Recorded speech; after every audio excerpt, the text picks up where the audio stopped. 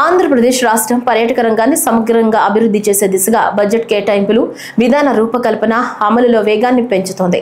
Global forum for sustainable tourism, Andhra Pradesh tourism development corporation సంయుక్తంగా నిర్వహిస్తున్న tourism conclave tech AI 2.0 రెండవ రోజు సమావేశంలో రాష్ట్ర పర్యాటక శాఖ మంత్రి కందుల దుర్గేష్ ముఖ్య అతిథిగా పాల్గొని తన అభిప్రాయాలు వెల్లడించారు.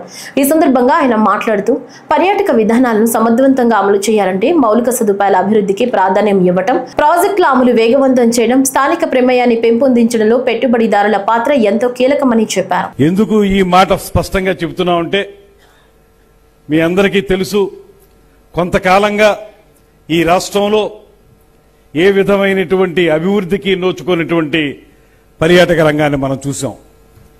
ఇవాళ మళ్లీ 4వ పర్యాయం ముఖ్యమంత్రి అయిన తర్వాత చంద్రబాబు నాయుడు గారు తొలి రోజు నుంచి టూరిజం డిపార్ట్మెంట్కి చెప్తున్నటువంటి మాట ఒకటే, ఇది ఆకాశమే హద్దు, అవకాశాలను వదలొద్దు అనేటువంటి మాట వారు చెప్తా ఉన్నారు.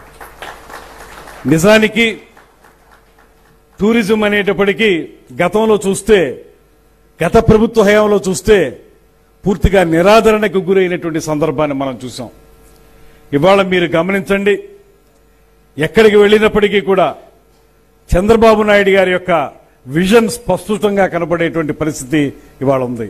దానికి మొట్టమొదటిది టూరిజంకి ఇండస్ట్రీ స్టేటస్ ఇవ్వడం మాత్రమే కాకుండా 2024-29కి ఒక ప్రత్యేకమైనటువంటి కార్యాచరణతో కూడినటువంటి పాలసీని తీసుకురావటం. అందులో కూడా ముఖ్యంగా కేవలం ఇది మనకి టూరిజం అనే దాన్ని అభివృద్ధి చేయటం అనేటువంటి మాటలో 3-4 రకాలు సమ్మిళితమై ఉన్నాయి. మొట్టమొదటిది ఆంధ్రప్రదేశ్ రాష్ట్రానికి ఆర్థిక అభివృద్ధి జరగటం ఒకటైతే, రెండోది ముఖ్యమైనది ఇవాళ యువతకి ఎవరికైతే ఉపాధి అవకాశాలు లేవో వారందరికీ కూడా ఎంప్లాయ్మెంట్ జనరేషన్ చేసేటువంటి పర్టికులర్ యాక్టివిటీ.